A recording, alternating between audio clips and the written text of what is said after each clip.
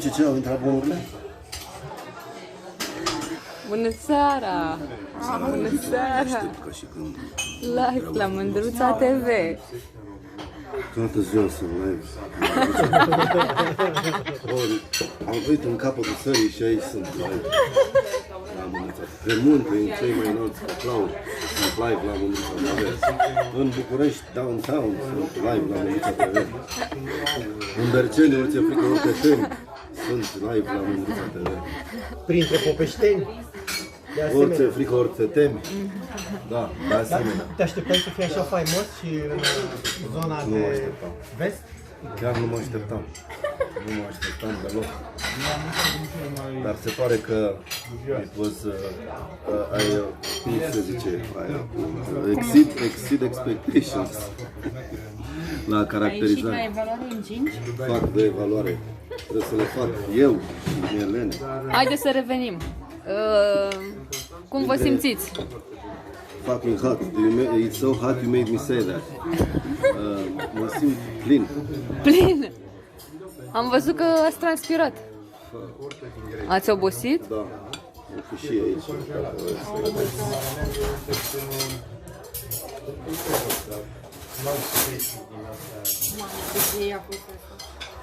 Cum a fost, domnul Șoară? De geisha. Oh, oh, oh, oh, oh. Domnișoara a băut 2 palinci. Oh. Urmează. Urmește. Domnul Cojan, ce faceți? Am venit la o degustare. Și? Bune, coastele? Sunteți mulțumiți? Vă rog. Dar ia și tu, mă, Mirela, și gusta. Coaste nu-mi plac. Sunt de porc. Femeia nu mănâncă Nu-mi plac coaste porcii. pentru că a fost creată din Are, coasta are bărbatului. sechele cu coastele. Exact. Fiind creată din coasta bărbatului, Nu suportă când vede coaste. nu-i plac coastele. Indiferent Îi ale place cărui- doar coasta. indiferent ale Noroc, cărui să coaste. trăim. Da, îi place doar coasta de Azur. Atât.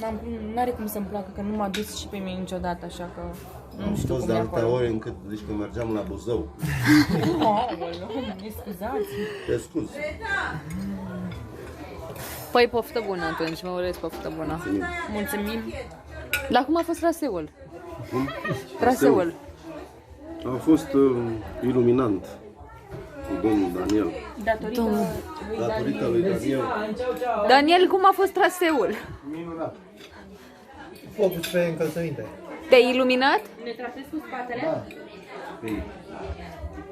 Am văzut un alt nivel. Păi a fost un alt nivel, cam urcat la 200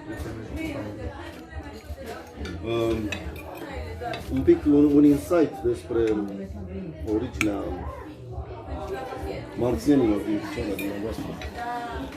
Wow!